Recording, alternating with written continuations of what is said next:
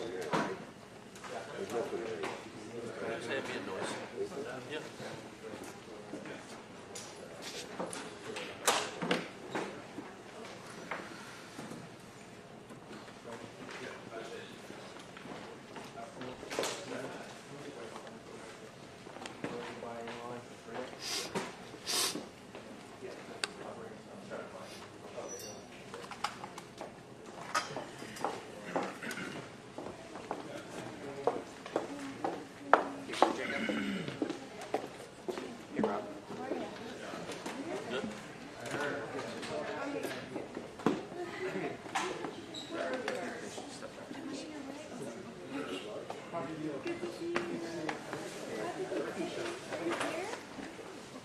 Happy Thanksgiving, bro.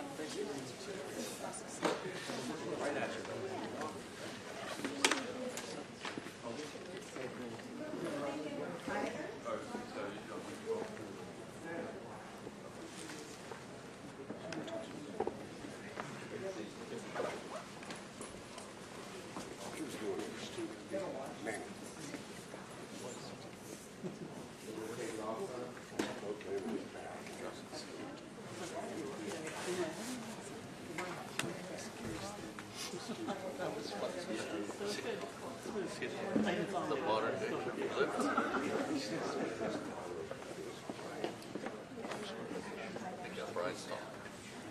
You need me to check it? Yeah, I just want to make sure that Excuse me, sir. after everyone came in, that none of the cables got loose or nothing. Okay.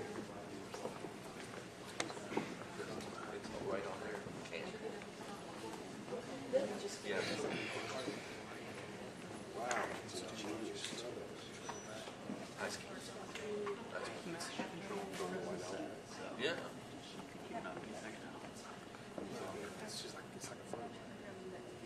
Yep.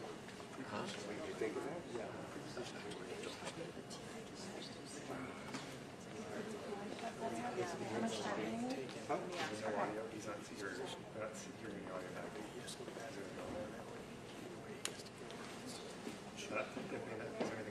Check, I got it. So tell him either way to 6.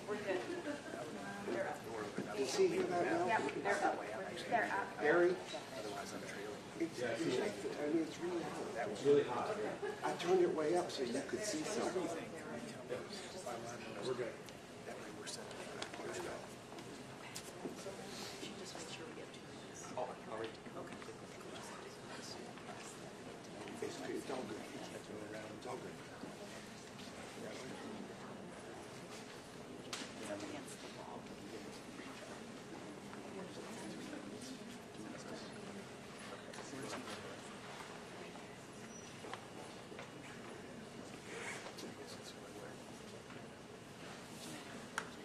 Are you able to give it more if we need more in the space? Just like more PA. You have a little bit of... Cool. My only worry is like on that side where the bodies are, like bouncing off of them or whatever, but... Are you running independent or daisy chain?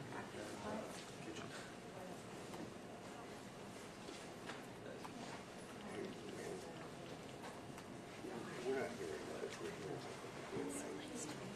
I hear this guy talking at her. It's ambient. But not from those ways, though. As far as I know, it's over there. That one. Question. Yeah, they're not going to switch that off until. They always do that.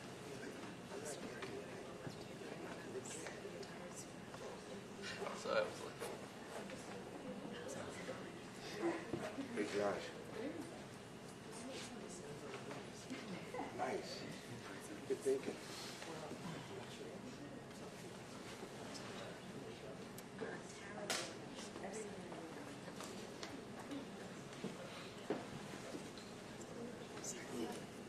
I guess you kind of thought something was going to happen.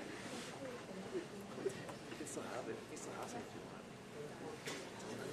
somebody's selling it on eBay for like $120. Oh, what? The turkey? The batches. Oh, really? No way.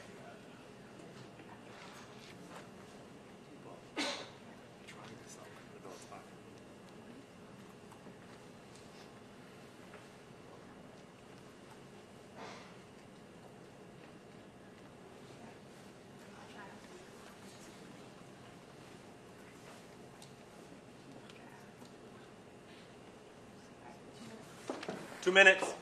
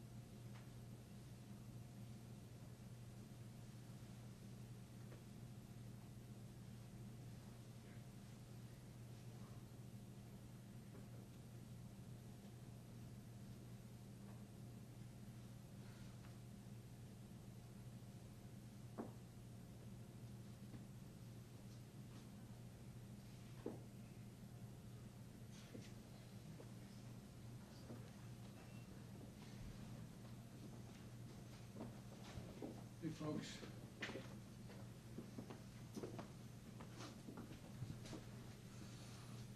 You all set? All right.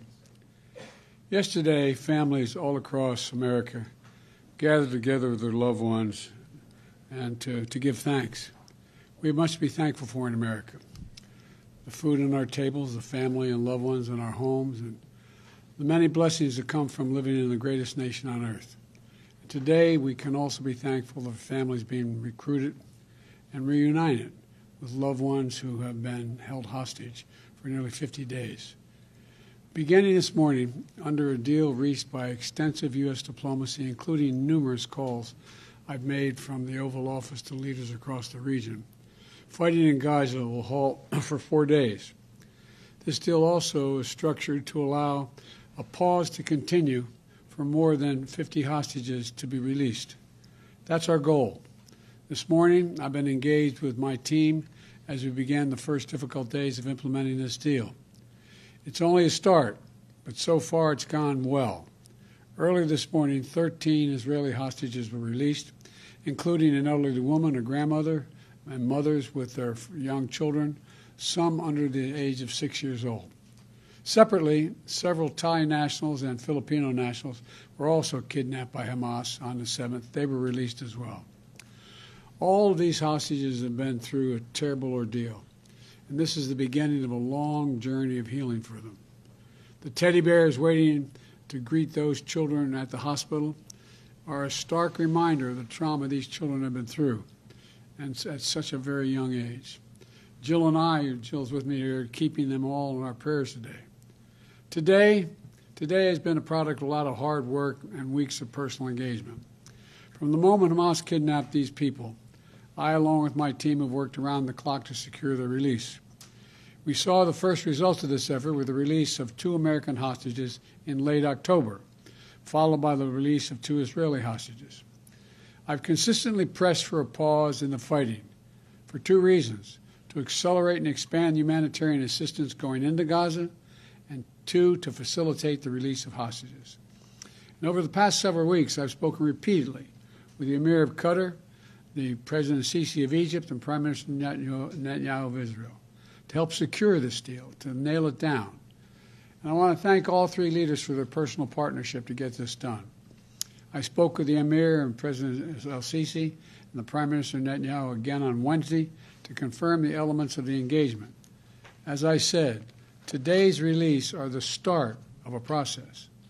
We expect more hostages to be released tomorrow, and more the day after, and more the day after that. Over the next few days, we expect that dozens of hostages will be returned to their families. We also remember all those who are still being held and renew our commitment to work for their release as well. 2 American women and 1 4-year-old child, Abigail, who remains among those missing. We also will not stop until we get these hostages brought home and an answer to their whereabouts. I remain in personal contact with the leaders of Qatar, Egypt, and Israel to make sure this stays on track and every aspect of the deal is implemented. You know, this extended pause in the fighting brings a critical opportunity to deliver much-needed food, medicine, water, and fuel to the civilians in Gaza, and we are not wasting 1 single minute. Since my trip to Israel last month, I've been focused on accelerating the delivery of humanitarian assistance to Gaza in coordination with the United Nations and the Red Cross. I just spoke with my special envoy for the Middle East humanitarian issues, David Satterfield, for an update. And I've asked him to monitor our progress hour by hour and keep me personally informed. From the beginning, we put in place mechanisms to prevent Hamas from diverting these supplies. And we're continuing that effort to make sure aid gets to the people who need it. More than 200 trucks arrived at the crossing point in Egypt into Gaza today. These trucks carry food and medicine, as well as fuel and cooking gas. The fuel will be used not only to power the trucks delivering this life-saving supplies, but for desalinization, for water wells, for hospitals, and for bakeries. And hundreds more trucks are getting in position as well, ready to enter Gaza over the coming days to support the innocent Palestinians who are suffering greatly because of this war that Hamas has unleashed.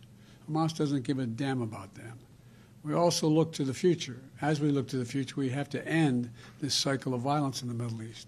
We need to renew our resolve to pursue this 2-state solution where Israelis and Palestinians can one day live side by side in a 2-state solution with equal measure of freedom and dignity. 2 states for 2 peoples. And it's more important now than ever.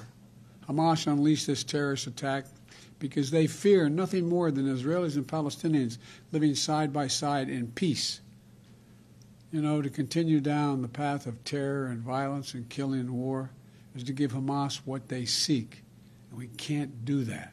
So today, let's continue to be thankful for all the families who are now and those who will soon be brought together again. And I want to once again thank the Emir of Qatar, President Sisi of Egypt, and Prime Minister Netanyahu for their partnership to make what we've done so far possible, and for their continued leadership as we all keep working to implement this deal. And over the coming days, I'll remain engaged with leaders throughout the Middle East as we all work together to build a better future for the region, a future where this kind of violence is unthinkable, a future where all children in the region, every child, Jewish, Muslim, Christian, Israeli, Palestinian, Arab, grow up knowing only peace. That's what we do. We're waiting now. Just a matter of, I thought, maybe even as soon as by the time I got here. But in the next hour or so, we'll know what the second wave of releases are. And I'm hopeful that it's as we anticipate. So thank you all for listening. I'll take a few questions. Mr. President, when will the first American hostages be released since none were included today? We don't know when that will occur, but we expect it to occur. And we don't know what the list of all the hostages are and when they'll be released, but we know the numbers that are going to be released. So it's my hope and expectation will be soon. And of the 10 Americans that are unaccounted before. Do you know all of their conditions? Are they all alive? We don't know all the conditions. Mr. President, how long do you expect this war is going to take, and have you encouraged Prime Minister Netanyahu to set a timeline, say, by the end of this year? I've encouraged the Prime Minister to